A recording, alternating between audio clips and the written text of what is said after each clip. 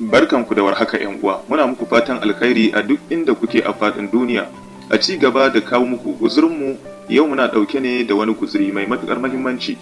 Tabbas guzuri ne mai mahimmanci musamman ma ga waɗanda ba sa iya fahimtar cewa mace tana son su ko kuma ba ta son su. Wannan abu da nake bayani a kai hali ne da samari ke iya samun kawunansu a ciki. A can baya idan ba a manta ba mun yi wani ɗan takaitaccen bidiyo akan cewa mace rijiya ce mai gaba dubu, wanda hakan yake nufi da cewa gane ta ko fahimtar ta kai tsaye wani abu ne da ke da matukar wahala. Babu lokacin maimaita abin da muka ambata a ciki, amma ga mai bukatar ji sai ya shiga ta hanyar link ɗin bidiyon da za mu saka a ƙarshen wannan bidiyon. Kafin mu je kai tsaye ga shiga maudu'in namu, muna muku tuni da kada a manta da yin subscribe, a like, a kuma danna alamar karaurawa. In an samu dama ma a iya yin share zuwa ga waɗansu groups na sauran kafafen sadar da zumunci na zamani.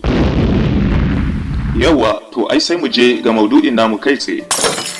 Idan na ce babu wata zuciya face akwai soyayya a cikinta, ina ganin wannan zancen babu wanda zai yi ja'in ja a kansa. Duk da ma idan ana maganar soyayya, tunanin mutane a mafi akasarin lokuta suna tafiya ne zuwa ga soyayya ta tsakanin jinsin mace da namiji, wanda ma'anar so ya wuce a takaita shi ga hakan kur. Soyayya na nufin duk abin da zuciya ke da muradinsa, sai dai maudu'inmu yana son ya yi magana ne game da soyayyar mace da namiji.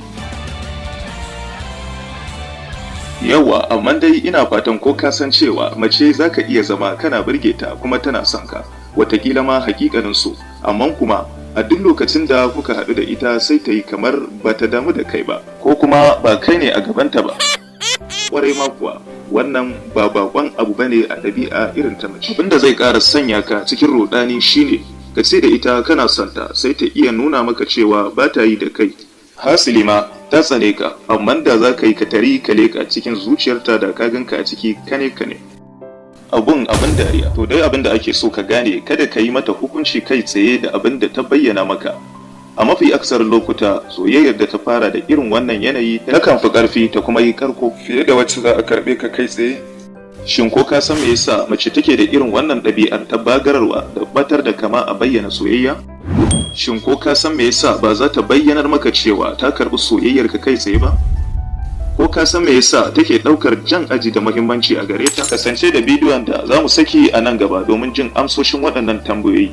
Kada dai a manta da yin subscribe, a like da ma sharing. Mun gode.